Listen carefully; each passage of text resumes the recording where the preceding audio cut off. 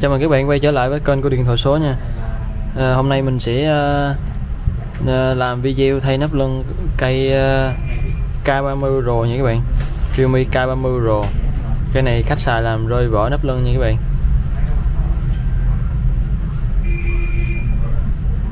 Nó bể một góc bên này nè. Này mắt cam bề sau nó có cái ô cam tròn đẹp đó nha các bạn. Và đây là nắp lưng bên mình nha. Nắp này bên mình có bán về cho các bạn ở xa có thể mua về nha, mua về đem ra tiệm nhờ thợ thay, hoặc là mình khéo tay thì mình có thể tự thay ở nhà nha. Nắp này bên mình là nắp zin nha các bạn. Nắp zin có mấy miếng đệm nè, keo này cũng là keo zin luôn. Đây nè.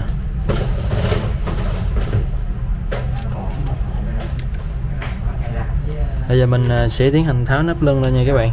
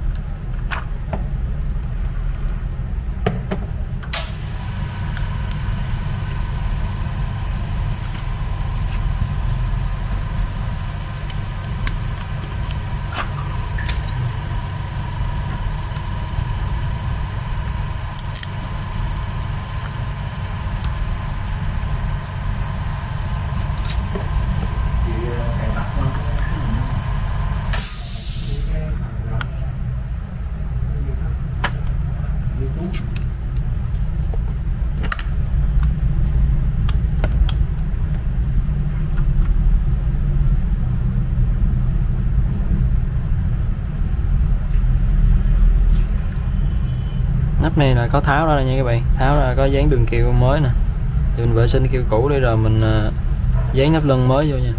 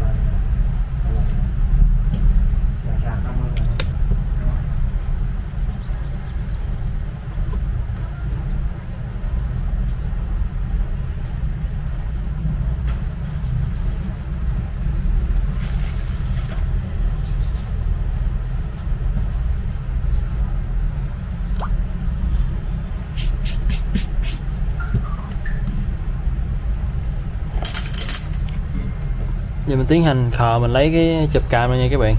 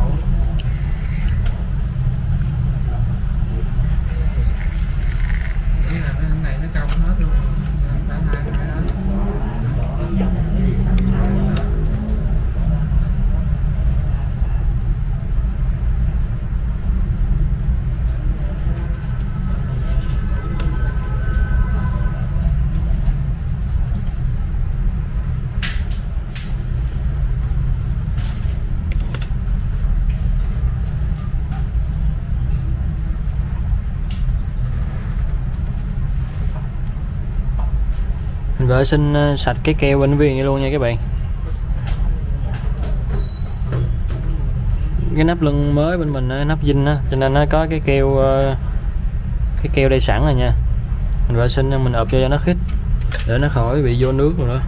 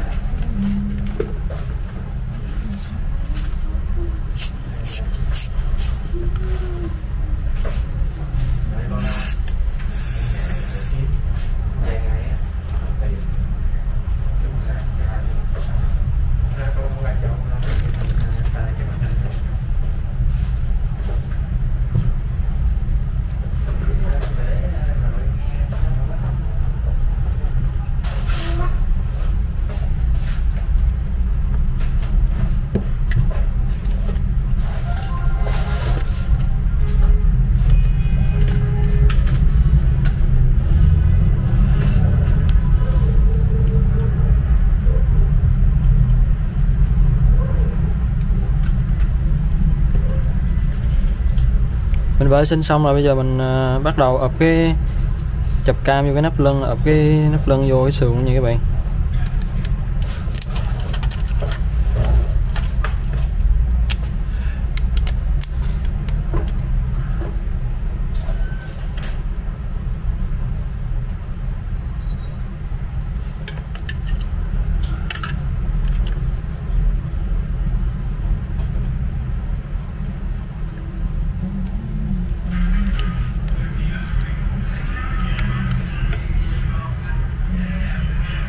Mình đi thêm một đường keo mỏng ở xung quanh nữa nha, cho nó chắc.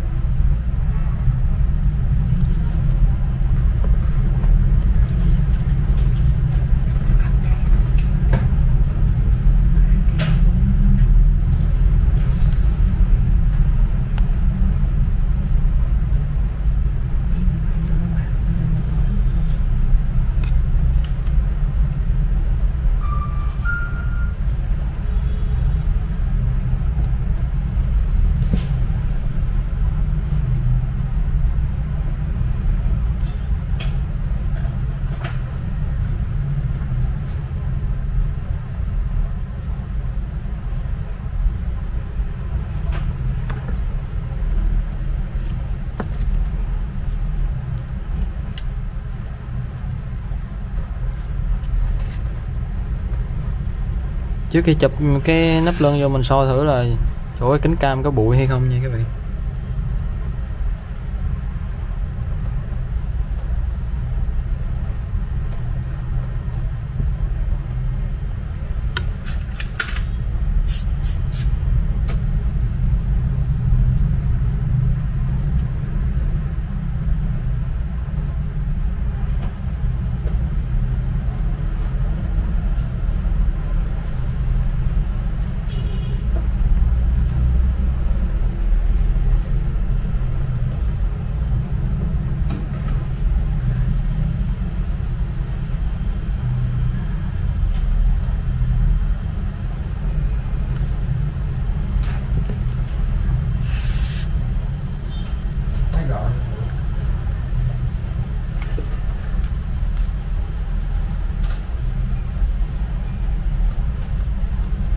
Cái này nó có keo sẵn nha các bạn, keo này keo zin dán nó cũng chắc lắm, các bạn chỉ cần tháo nó ập vô thôi.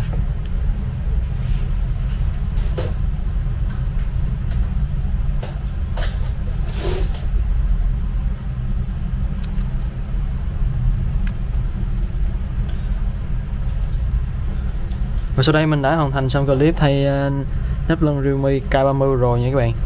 Các bạn nào có nhu cầu thì nếu như mà rơi vỡ màn hình hay mặt lưng gì đó, rơi vỡ kính gì thì các bạn có thể cầm qua bên mình nha. Bên mình thay thế lắp đặt sửa chữa cái dòng smartphone nha các bạn. Ở bên mình có bán linh kiện đem về nữa nha.